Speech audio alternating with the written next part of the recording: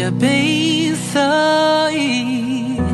e te guarde, faça resplandecer seu rosto sobre ti, te mostre sua graça e te dê paz. Bonjour chers internautes, chers téléspectateurs, bienvenue sur votre chaîne MC Kalinga TV. Aujourd'hui, nous recevons pour vous le pasteur Freddy Mukutwa qui va nous éclairer sur les événements du temps de la fin. Bonjour pasteur. Bonjour madame. Bienvenue pasteur. Merci beaucoup madame. À vous la parole pasteur. Effectivement, chers internautes, chers téléspectateurs, tout en disant merci à madame Andy Kalinga pour cette grâce qui m'est accordée de me présenter encore une fois devant vous dans le cadre de cette émission que sa chaîne organise. Nous avons un sujet très important, un sujet qui est actuellement en vigueur. Beaucoup de gens en parlent. Est-ce que c'est la fin? Est-ce qu'on est à la fin? Est-ce qu'on n'est pas à la fin? Ainsi de suite. Ce sujet, c'est un bon sujet sur lequel on doit débattre, mais chacun en parle à sa manière. C'est pourquoi aujourd'hui, avec cette émission, nous allons un peu recadrer les choses. Nous voulons, par cette émission, revenir à la Bible quand il faut parler des temps de la fin. Cela arrivera-t-il? Et quel sera le signe de ton avènement et de la fin du monde? Donc cette question que nous nous posons aujourd'hui n'a pas commencé avec nous. Elle a commencé avec les disciples qui marchaient avec le Seigneur, qui posent la question au Seigneur, quand? Nous voulons connaître le temps. Et quels sont les signes de son avènement et de la fin du monde?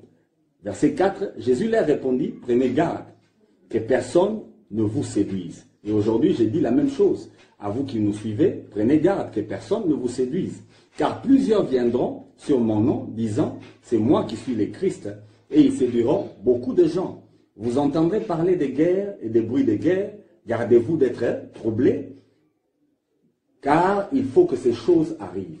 Mais ce ne sera pas encore la fin. Donc, aujourd'hui, le monde est troublé, mais Jésus dit que ce ne sera pas encore la fin. Donc, quiconque est en train de dire que maintenant, là, c'est la fin, il est menteur.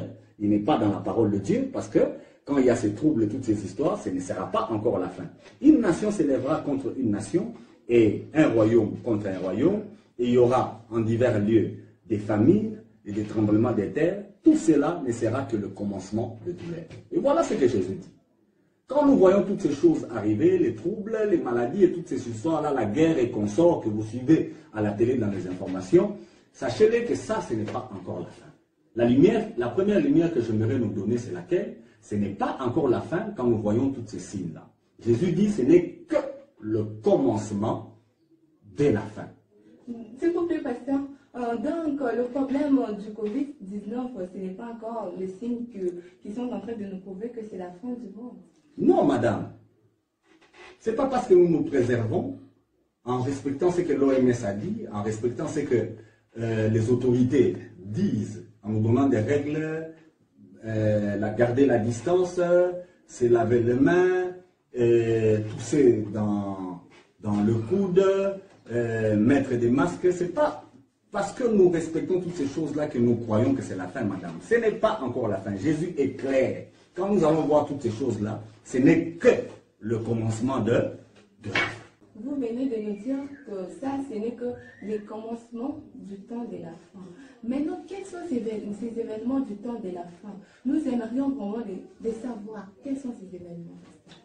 Merci beaucoup, madame. Et je réitère encore une fois mes remerciements à vous qui êtes encore en train de suivre, soit par Internet, soit sur votre chaîne MC Kalinga TV. J'aimerais que nous puissions nous comprendre en clair et très bien. Les événements du temps de la fin, Jésus est clair. Quand nous voyons ces choses-là, nous sommes au commencement de la fin. Ce n'est pas la fin, mais c'est le commencement. Ce n'est que le début. La fin a un début. Quel est le début de la fin? C'est ça la grande question à se poser quand on est chrétien. Quel est le début de la fin? Les disciples, en voyant Jésus sortir du temple, ils lui ont monté un beau temple. Et Jésus dit de ce temple-là qu'il ne restera pas pierre sur pierre qui sera détruit. Et les disciples se sont rappelés de quelque chose pour poser la question au Seigneur.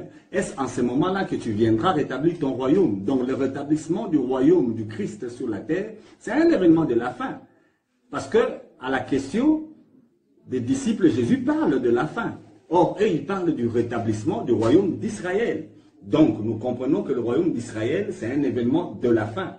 Mais Jésus dit que quand on verra, ce n'est que le commencement. À l'époque où les disciples sont là, avec ce qu'ils étaient en train de voir, ce n'est que la fin. D'où viennent ces choses? Je vous remets, chers internautes, à la méditation et à l'étude des Écritures. Dans cette émission, parce qu'on n'a pas beaucoup de temps, je ne saurais pas prendre les Écritures et commencer à les lire une à une. Mais je vous recommande l'étude du livre de Daniel, je vous recommande l'étude du livre de l'Apocalypse, je vous recommande l'étude des livres des prophètes, en particulier les grands prophètes dans leur partie prophétique, et d'autres prophètes tels que Joël, Sophonie, Zacharie et les autres. Je vous recommande ces livres-là. Faites une étude. C'est dans ces livres-là que vous allez entendre parler du jour de l'Éternel, que vous allez parler du temps de la fin, que vous allez entendre parler du jour du jugement, que vous allez parler de beaucoup de choses liées à la fin. Donc, vous devez... Oui. Donc, parmi ces livres-là, il n'y a même pas où on a parlé de ces maladies qui est en train de nous angoisser. Il n'y a même pas. La Bible, dans son entièreté, madame, depuis la sortie du peuple d'Israël de l'Égypte, vous allez constater qu'il y a eu des maladies en Égypte avant que le peuple de Dieu sorte. Le problème des maladies ne commence pas avec le Covid-19. Les maladies, il y en a eu. À l'époque du Christ, il y en avait. À l'époque de Moïse, il y en a eu. À toutes ces époques-là, il y en a eu. C'est d'ailleurs là, dans cette interprétation, que les gens pensent que comme il y a le Covid-19, Dieu est en colère. Parce qu'on veut se référer à l'Égypte.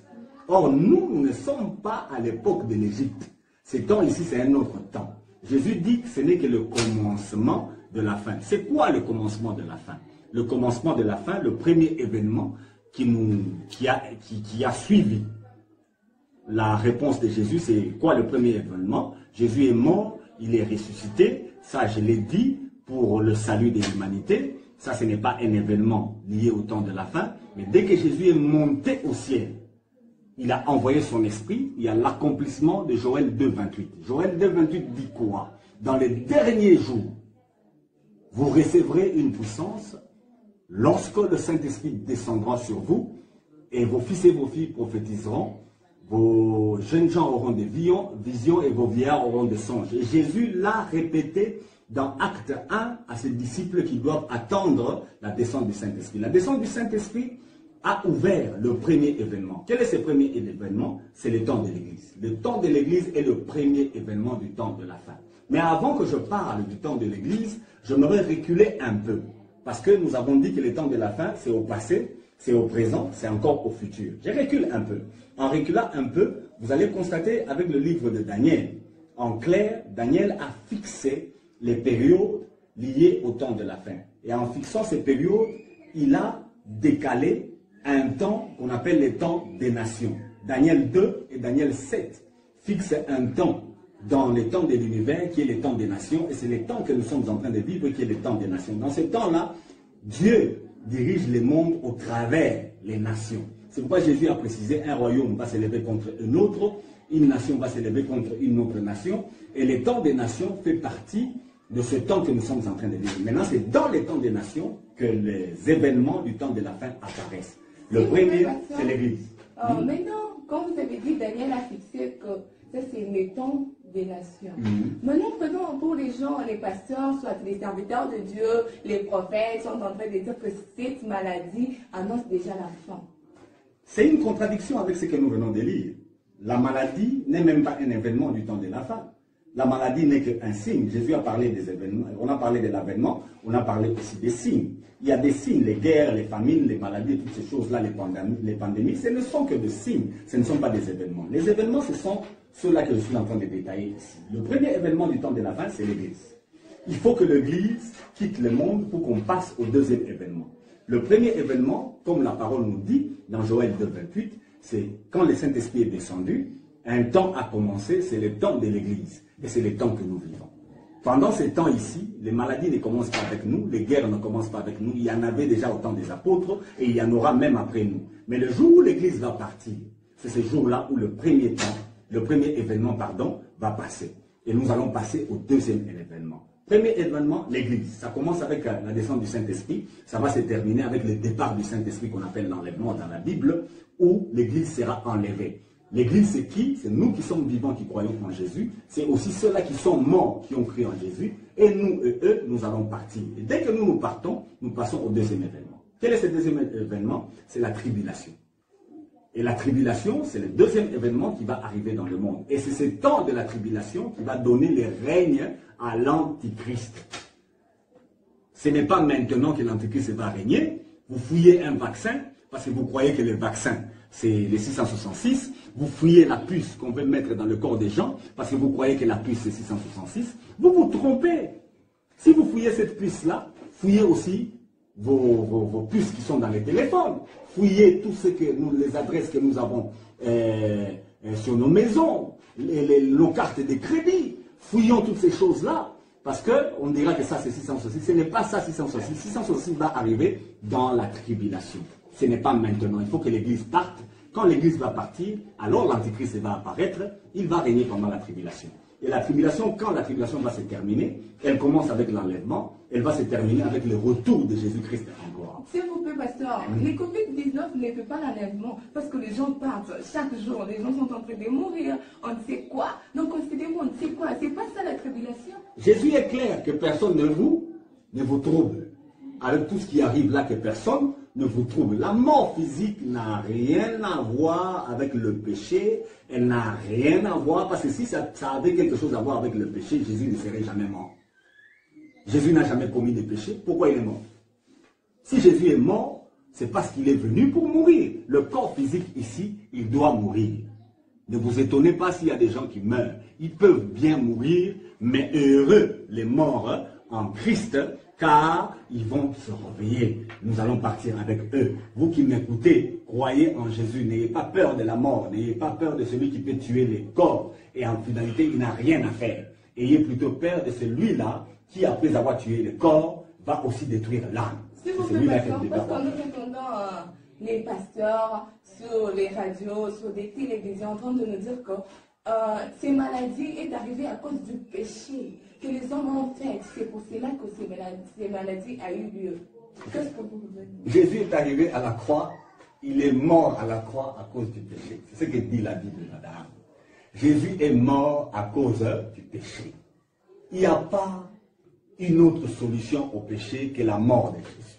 Maintenant, parce qu'on a dit les salaires du péché, c'est la mort. Maintenant, ils ont dit les salaires du péché, c'est la mort. C'est la mort de qui? De celui qui pêche ou soit?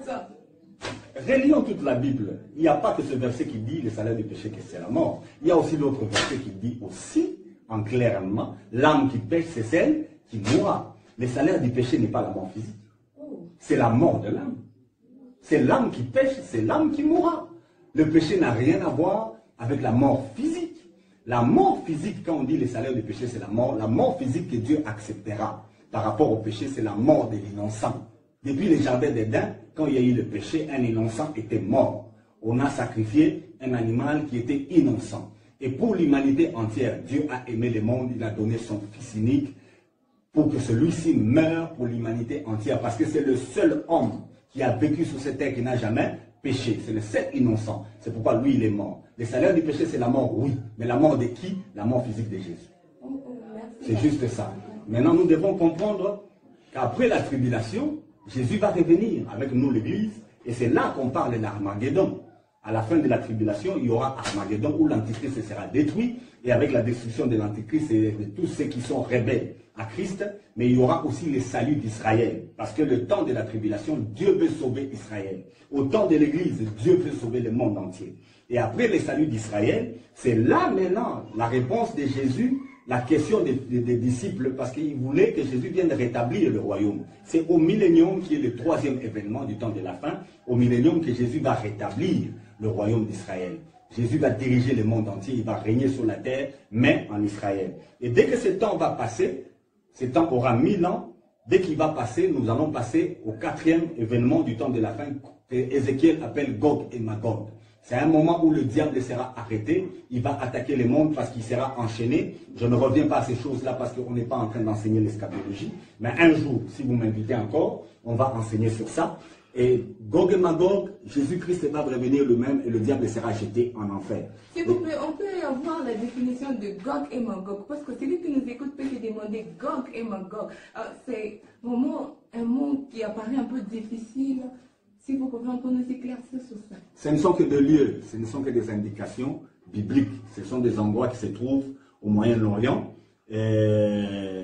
Gog et Magog se retrouvent dans Ézéchiel. Et Ézéchiel est en train d'expliquer ce temps dont je parle. Parce que je vous ai dit que les temps de la fin, c'est au passé, c'est au présent et puis au futur. C'est pourquoi je remets les internautes, chacun de vous, lisons la parole de Dieu. Dans ces temps de confinement, vous avez le temps de lire les Écritures. Lisons les Écritures, c'est Ézéchiel qui en parle. C'est un temps où le diable est relâché. Il vient avec une grande colère, sachant qu'il a peu de temps. Beaucoup de gens enseignent en croyant qu'aujourd'hui, Satan a peu de temps. Ce n'est pas aujourd'hui. Ce temps-là viendra où Satan aura peu de temps. Et dans ce peu de temps-là, il va attaquer les élus de Dieu. Et en ce moment-là, le Christ lui-même va revenir, va terminer avec l'histoire de Satan. Ça, c'est le 4e événement. Et le 5e événement, c'est le jugement dernier. Dès que Satan est condamné, maintenant, il y aura un jugement. Tout le monde va ressusciter. Et la résurrection de tout le monde, c'est pour être jugé au tribunal de l'agneau. Et c'est Jésus qui va juger les morts. S'il vous plaît, pasteur, pour les pays qui croient qu'en ces temps ici, ils sont jugés par Jésus-Christ à cause de leurs péchés, à cause de ce qu'ils ont fait, parce qu'ils regardent qu'ils sont en train. Parce que je dis des pays où on jette tout leur argent, on jette tout en se disant qu'ils ont fait quelque chose qui n'a pas plaire à Dieu. Ben, en ces temps de l'Église, le temps de l'Église a un nom. C'est pourquoi Jésus dit, ça ne sera que le commencement. Et puis, c'est un temps où Jésus a prédit, il a dit à ses disciples, attendez les dons de Dieu. Le don de Dieu, c'est le Saint-Esprit. Le Saint-Esprit qui est sur la terre ne peut pas cohabiter avec le péché.